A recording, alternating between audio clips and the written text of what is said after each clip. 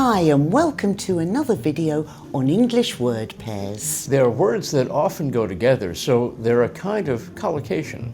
When you hear the first word, you can often predict the second one. This is the third video in our series, and we've got lots of new examples for you today, American and British ones. And best of all, we'll show you how we use them in action.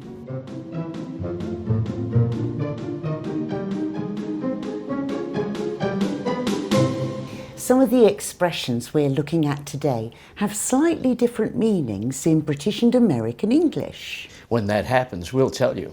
Because I'm British. And I'm American. It's been a while since we played this game. Do you remember what to do? No, I don't have a clue. Okay, I'm going to say a word and then you're going to say the word that follows it. And you can play along as well. Oh, these are word pairs. They're word pairs. Okay, gotcha. Fun and games. Fun and games. And those are activities that aren't serious. Now, fun and games are enjoyable and playful activities, but it's interesting because we often use this phrase in a disapproving way. Oh, will you stop the fun and games and just get to work?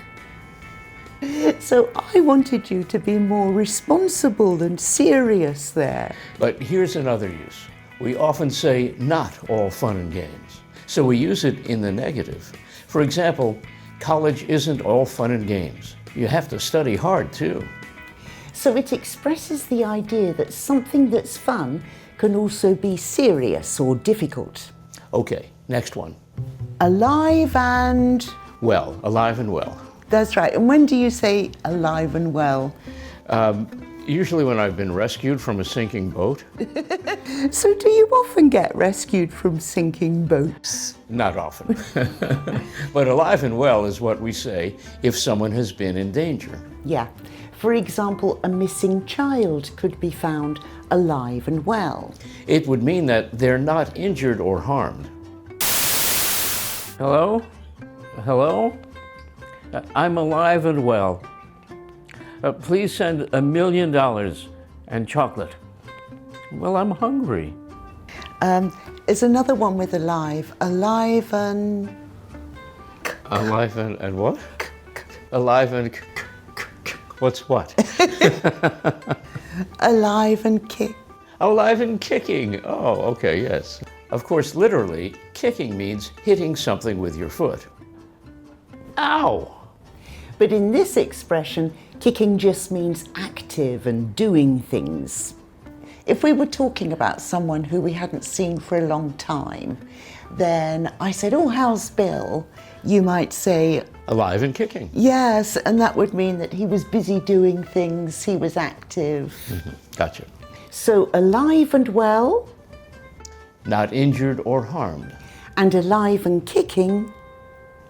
Active. Okay, next phrase. Here and...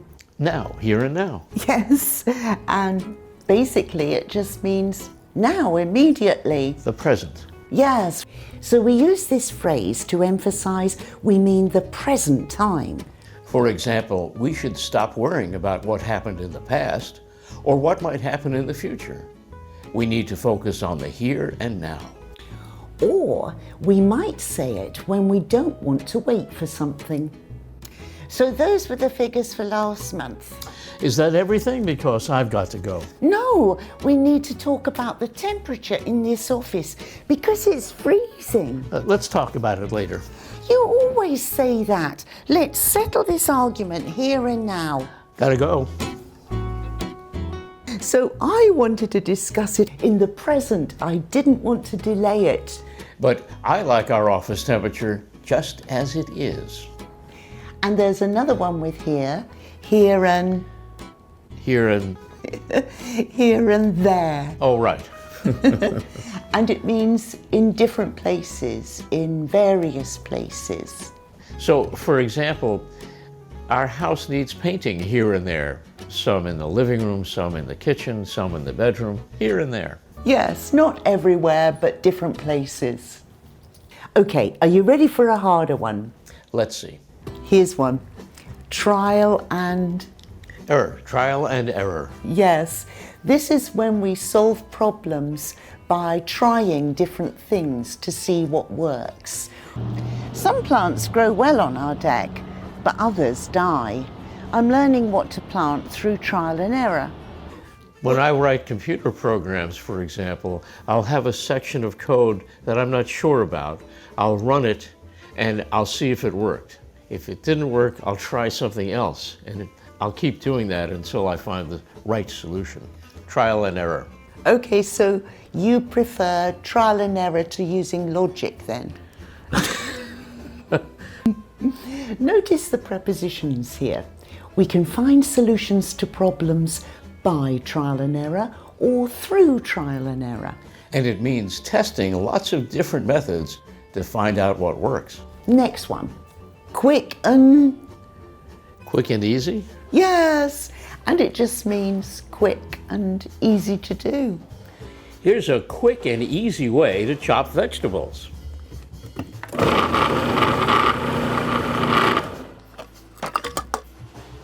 And another one with quick. Quick and Quick and dirty. Yes. So if you have a job that's going to take time to do right, but you find a way around the correct method and do it faster, that's quick and dirty. Yes.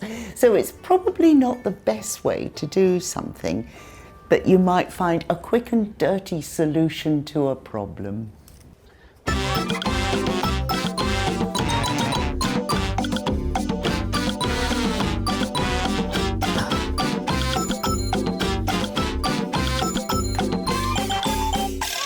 Okay, the next phrase has an extra meaning in American English that we don't have in British English.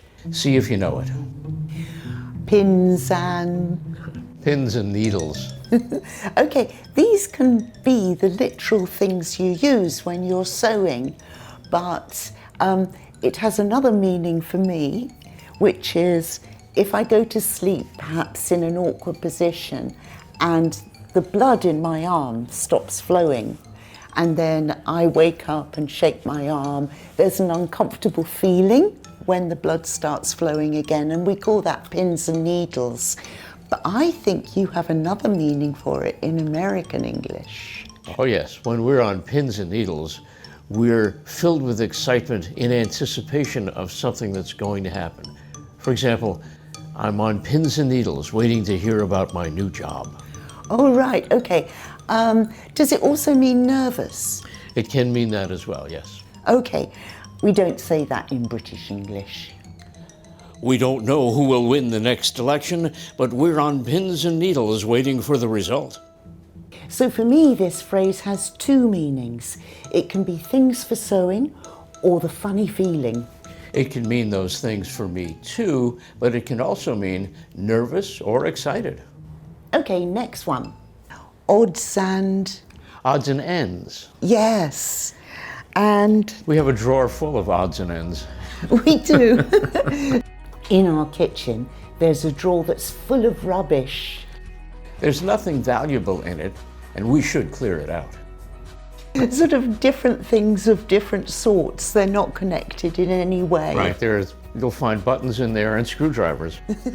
In British English, we also say odds and sods. That's a ruder way to say it. We definitely wouldn't say that in American English. Odds and There's a similar one. Bits and... Bits and pieces? Yes. Okay. So what are bits and pieces? Well, they're what's left after something's been broken up terribly. So bits and pieces can be fragments. A fragment is a small part of something that has broken off. For example, if you break a bottle, you could have bits and pieces of glass on the floor. Yeah. Now, a bottle is a physical object, but you could also use the phrase more metaphorically. When might you say bits and pieces? Let's see. The bits and pieces of my life had to be put back together after I declared bankruptcy. Oh, right. Okay, nice one. Now, here's the thing. I can use bits and pieces to mean fragments too, But in British English, it has other meanings as well. For example, I might put my bits and pieces in my bag before I leave a place. So for you, bits and pieces are personal belongings? Yes, they're small things that belong to me. Or I could go to the supermarket to buy some bits and pieces, just small things. I'd say odds and ends in American English. In British English, we have another one that's similar. Do you know it? Bits and Bits and bobs, right. I've heard that. Would you say it in American English? No. Bits and bobs means the same as bits and pieces. And it's definitely British English, not American. Do you want me to wash these trousers for you? Oh, thank you. She means pants. I'll just check to make sure you haven't left any bits or bobs in the pockets. Great. She means odds and ends. Okay, the next word pair is very common. More or... Less, more or less. Yes, and it means almost. So American English grammar is more or less the same as British English grammar. Yes, they're almost the same. So I might say to Jay, have you finished editing the video? And he might say, more or less.